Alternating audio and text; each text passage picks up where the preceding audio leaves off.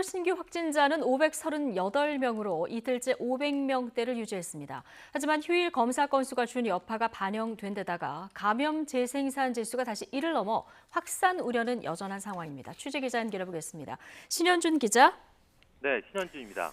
감염 재생산 지수도 그렇고요. 불안한 요인들이 좀 있는데요. 일단 이틀째 500명대를 유지했다고요? 네, 오늘 0시 기준 신규 환자는 538명입니다. 이틀째 500명대이고 전날보다 47명 줄었는데 휴일 검사 건수 감소 영향으로 보입니다. 실제로 4월 마지막 주부터 3주 동안 월요일 0시 기준 신규 확진자 수는 499명에서 488명, 463명으로 400명대를 이어가다가 지난주 월요일엔 619명으로 이례적으로 600명을 넘었고 오늘은 다시 500명대 초반을 기록했습니다. 하지만 안심할 상황은 아닙니다.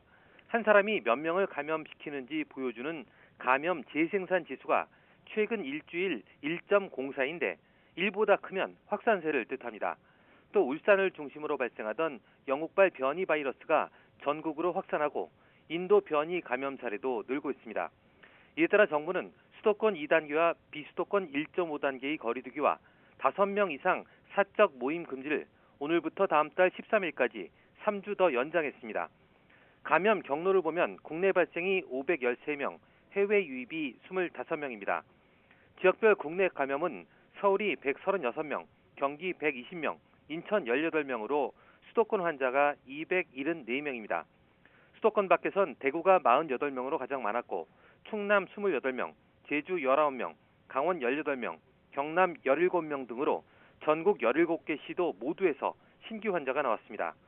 특히 비수도권 확진자는 239명으로 전체의 46.6%까지 비중이 치솟았는데 이는 지난 1월 27일 이후 117일 만에 최고치입니다. 코로나19 관련 사망자는 3명이 추가됐습니다. 위중증 환자는 5명이 줄어 144명입니다. 백신 접종 현황도 나왔는데요. 어제 1차 신규 접종자는 217명입니다.